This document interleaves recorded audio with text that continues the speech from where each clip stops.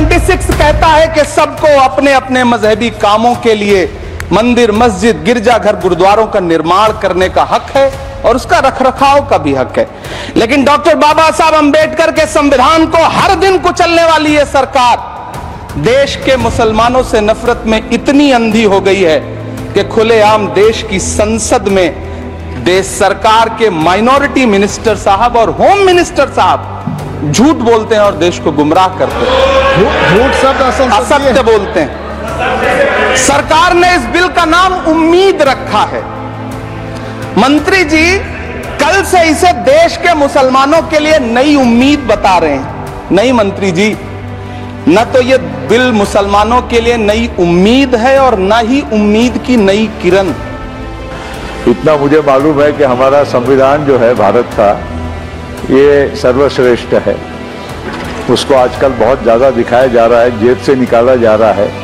और मेरे लिए तो गीता भी है, कुरान भी है, गुरु ग्रंथ साहब भी है, बाइबल भी है। और उसी के शपथ लेकर आप भी बैठे हैं, सभी बैठे हैं और हम सभी संसद सदस्य बैठे हैं। भाजपा ने पूरे देश में वक्फ के नाम पर कई सारे झूठ फैलाए हैं। आइए आज उनकी सच्चाई पर बात करते हैं। वक्फ ट्रिब्यूनल को ऐसे बताया जाता है जैसे वक्फ ट्रिब्यूनल कोई मजहबी खाप पंचायत हो। सभापति महोदय, जबकि सच्चाई यह है कि वक्फ ट्रिब्यूनल भी तो सरकारी न्यायिक विभाग है जिसमें सरकार द्वारा नियुक्त जज होते हैं, जिसमें प्रशासनिक अधिकारी होते हैं। कहीं ऊपर से थोड़ी आ गए। जो संविधान में जो व्यवस्था है उसमें न्यायपालिका तक जाने की व्यवस्था संविधान ने और संविधान निर्माताओं ने बना कर दी है।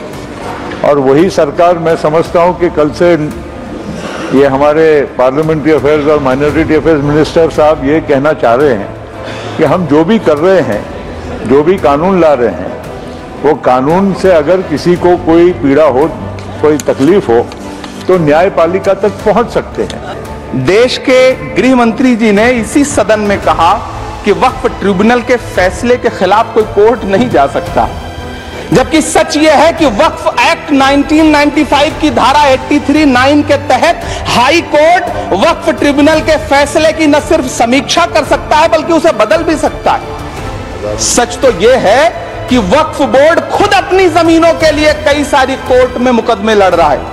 ये वक्त में इतनी सारी प्रॉपर्टीज और जमीनें उस जमाने की गई कि जब हमारा देश आजाद और आजादी के बाद के नया दौर जो था उसका ये एक हिस्सा है। आज जब हमारा देश एक आधुनिक युग में पहुंच चुका है, डिजिटाइजेशन हो गया है, नई जमीनें, लैंड रिकॉर्ड्स बन रहे हैं, तो ये आगे जाकर ये सब विवाद और ये सब विषय आने वाले नहीं हैं। ये आप पुरानी बातों को लेकर उसको ही एक मतलब जिसको घुमा घुमा के घोट घोट के बार बार लोगों के सामने पेश करते हैं कि ये मजहब के खिलाफ में बात हो रही है। इसमें मजहब की बात जरूर होना चाहिए, लेकिन मजहब के कौन सा ही पन्ना ऐसा है कि जिसमें आपको आपत्ति है, ये मुझे जरा अभी तक समझ में नहीं आया।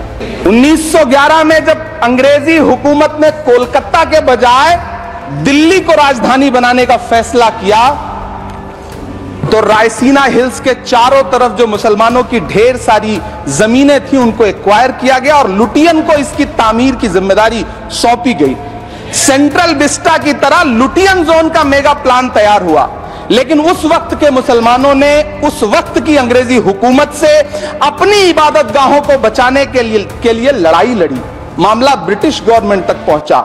हजारों वर्षों से हमारे यहाँ पर हमारे एक जातीय व्यवस्था, वर्ण व्यवस्था जो हमारे यहाँ देश में चलते आई, वो हजारों साल से है। और वो व्यवस्था को दूर करने का काम वो सबसे ज्यादा महत्वपूर्ण था। हमारे देश में अगर सबसे ज्यादा बीमारी थी तो वो जातीय व्यवस्था की थी, लेकिन उसको दूर किया गया।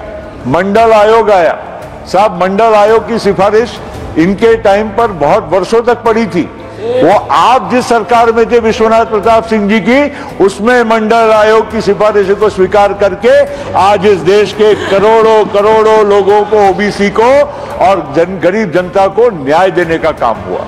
उसकी बात क्यों नहीं करते हैं? खाली एक ही बात करना, मजहब की बात करके लगाना, ये बात ठीक नहीं होती है सर। मुसलमानों की इतनी चिंता बैरिस्टर जिन्ना भी नहीं करते। बैरिस्टर मोहम्मद अली जिन्ना ने भी कभी इतनी चिंता मुसलमानों की नहीं की थी वो आप कल से कर रहे हो। मुझे तो लगा कि बैरिस्टर जिना का कबर से आत्मा उठकर अपने शरीर में घुस गया। नमन करतो त्यांनी आपल्याला काय सगळ्यांना सांगितलं की आम्हाला अभिमान आहे की माझ्या शिवसैनिकांनी बाबरी मस्जिद पाडली, हे बोलले ना, बरोबर आहे। आणि मुंबईच्या 92-93च्या दंगलीमध्ये माझ्या शिवसैनिकांनी आमच्या हिंदू बांधवाच्या रक्षण केला, हे तुम्ही बोलत होते।